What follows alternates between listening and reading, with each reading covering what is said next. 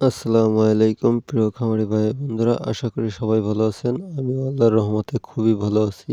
আজ পবিত্র শুক্রবার, আল্লাহর রহমতের দিন। সকাল সকাল সেই রহমতটাই আল্লাহ আমার খামারে দিয়ে দিছে মনে হচ্ছে। সকাল সকাল খামারে ঢোকার সাথে সাথে দেখি আমার এই গাভীটা বাচ্চা দেওয়ার জন্য অস্থিরতা প্রকাশ করতেছে। আমি সেই অস্থিরতা দেখে ওরে খামারের বাইরে নিরাপদ স্থানে নিয়ে আসি এবং অপেক্ষা করতে থাকি কখন বাচ্চাটা আমার সামনে আসবে। আসলে একজন খামারের জন্য সবথেকে আনন্দের বিষয়, আনন্দের দিনটা হচ্ছে এই দিন যখন তার একটা গাভী বাচ্চা দিবে। আসলে খামারির কষ্ট খামারিই বোঝে। প্রকৃত খামারি যারা তারাই বুঝবে যে এই দিনটা কত আনন্দের। তো যাই হোক, আমার গাভীটা বাইরে বেরোনোর পরে ওর পায়ের নিচে একটু ম্যাট দেওয়ার চেষ্টা করতেছি যে বাছুর বেরোনোর সময় ডেলিভারি হওয়ার পরে বাছুরের গায়ে ময়লা না লাগে। আর গাভীটা খুব ছটফট করতেছিল, একবার উঠতেছিল, একবার বসতেছিল।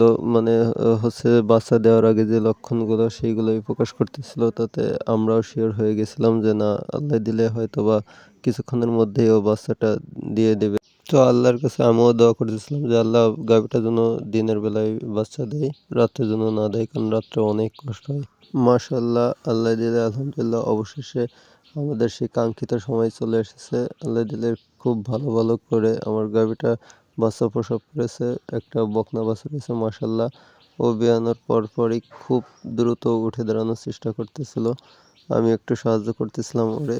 তবে খুব টেনশনে ছিলাম যে গর্ভফুল যেটা জলান বলে ওইটা পড়তেছিল না। তাও যাই হোক, আল্লাহর রহমতে অনেক অপেক্ষার পরে সেটাও পড়েছে।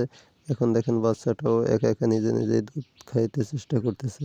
আর এই যে গামছা পেঁচাই দিচ্ছি, এটা হচ্ছে ওর মার কাছে আসলে যাতে করে ওর নাভিটা চাটাচাটি না করে, যাতে ওইখানে ইনফেকশন না হয়।